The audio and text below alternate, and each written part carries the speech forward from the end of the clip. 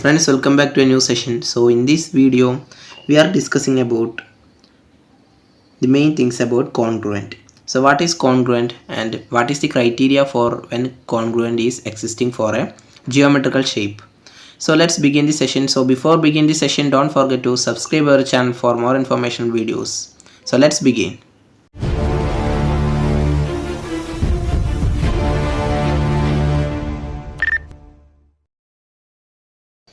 So when we are starting to learn about congruent, we want to know about that when we taking a geometrical shape, then it contains same shape and size also. That is, there is an important in shape and size of a geometrical things, and there is position is not important one. So it means that, so here when I taking a square, that is when I taking a square called A, B and C, D, A, B, C, D, and when I drawing in another rectangular here, that is, so this rectangle is called as E, F, G, H, and note here that when I connecting these two rectangles, then note here that AB which is equal to EF and AC which is equal to EG and CD which is equal to GH here and BD which is equal to FH here. So here it means that the two rectangular are also congruent. So note here that there is importance in shape also. That is, note here that these two are rectangulars, that is same in shape and dimension. And note size is another important thing. So note here that these two are in same shape. When I drawing a rectangular just like this one and taking another rectangular which is this one, that is the size is different, so it is not in congruent. And there is no important in position also. It means that when I taking a rectangular and also I draw the congruent of this rectangular in the any position, that is when I drawing this rectangular in this position, that is I changed or rotated this first rectangular and converted into a diamond shape. So it is just changed there, that is the position is just changed. So it does not means that the both are not congruent. So it is that these are congruent, and the representation of congruent is done by using the symbol, that is by equal sign and with this sign, then it is called congruent. So we learned that what is mean by the term congruent is, the congruent is mean by that when we taking in typical geometrical shape, and by congruency we can say that both are dimensionally equal in nature. So it can be represented by this sign, that is congruent, A congruent B. So A may be any geometrical shape and B may be any geometrical shape here. And there is important in same shape and size also, that is same shape and same size, but there is no important in the position of the geometrical shape. So let's learn about the congruent in triangles and other properties. That is property for a triangle for congruency. First, there is 5 things are available, that is property of for triangle are congruent. So first thing is two sides and angle between the sides are equal. When I take a two triangle here, A, B, C and G, H, I, and I can say that two sides and angle between the sides are equal, then it is congruent. That is when AB and AB is equal to HG and CB which is equal to HI, and the angle between these two sides, that means the angle B and the angle H are equal, then we can say that it is a congruent triangle, and we can say it as by short formally SAS, that is two sides and the angle between these two sides are equal. So it means that the triangle ABC which is congruent to triangle HGI. So the second step is one side and two angle is the end of the line are equal. So it is also known as ASA in the short form, that is angle and side. That is when I take a triangle as one is this one and another one is this one.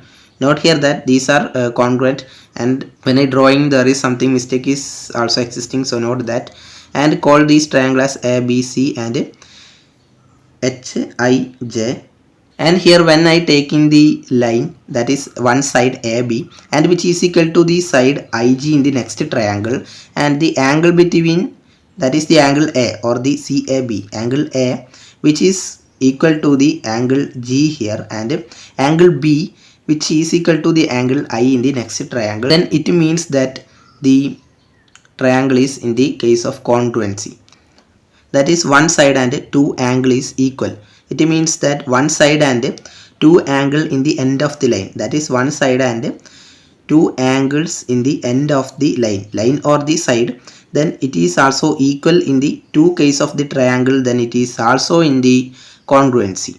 So we can say that triangle ABC, which is equal to or which congruent to the triangle HIG here.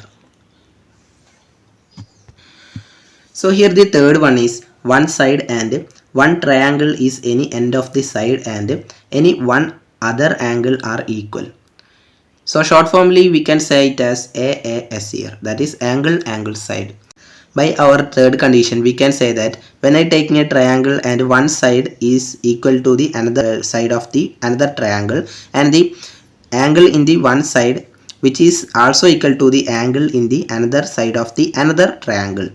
Then in the third things is when I taking any another angle which is also equal, and I can say that these two triangles are also congruent.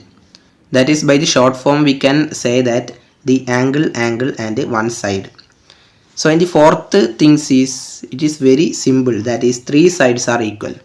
That is when the when I taking a triangle as this one and another triangle as this one, then the two sides are equal. That is the one side is equal to the another triangle and the next side is equal to the next side, and the third side which is equal to the third side.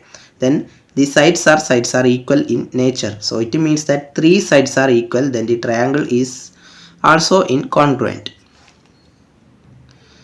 And the last or fifth one is two sides and the opposite angle is equal and angle is 90 degree, or it can be shortly represented as RHS.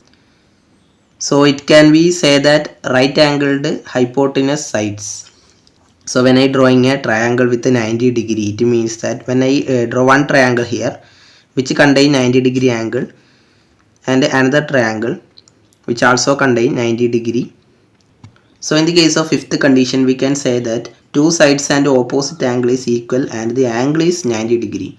That is when I taking two triangle here and one side is equal to the another side and the side which is equal to the another side of the second triangle, then the angle is equal. That is the angle which is opposite to these two sides. That is when I taking these sides, then the angle is opposite to these two sides is 90 degree.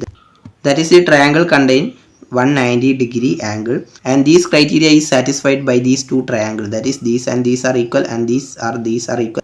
Then the angle is equal and the angle is 90 degree. Then these two triangles are incongruent. So here we learned that fifth different typical criteria for a congruency of a triangle. When a triangle is satisfying any one of these criteria, then we can say that the triangle is incongruent.